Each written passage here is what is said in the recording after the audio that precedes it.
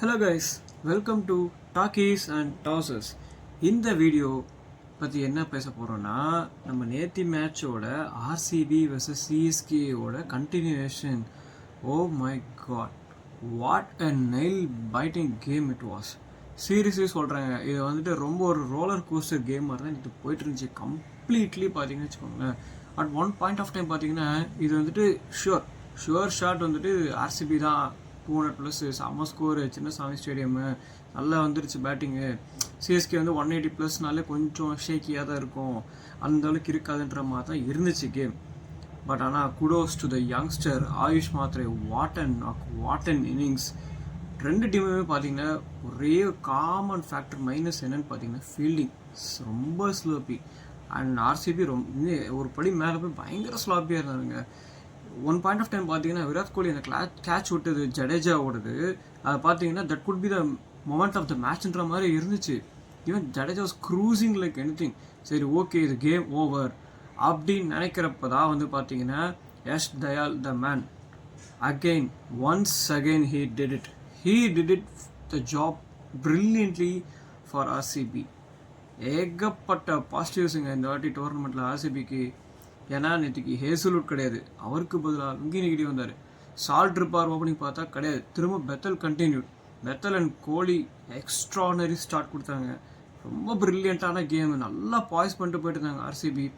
And again பார்த்தீங்கன்னா திரும்ப அவங்க ஆர்சிபி பேட்டிங் லைட்டாக மிடில் ஆர்டர் ரொம்ப அப்படியே ஸ்லாப்பியாக இருந்தாங்க. ரொமாரியா ஷெஃபர்டுங்க, சீரியஸாக இந்த பீஸ்ட் எங்கெங்க ஒழிச்சு வச்சுருந்தாங்க ஆர்சிபி, அந்த மாதிரி ஒரு நாக் ஆடினார். வேற லெவல் பேட்டிங் ஆன ரொமாரி ஷெஃபர்ட் நல்லா ஃபினிஷ் பண்ணி கொடுத்தாரு. அண்ட் இது யாரும் மறக்கவே வேணாம், இன் பிட்வீன் த கேம்னு பார்த்தீங்கன்னா there was a little bit of controversy. Devil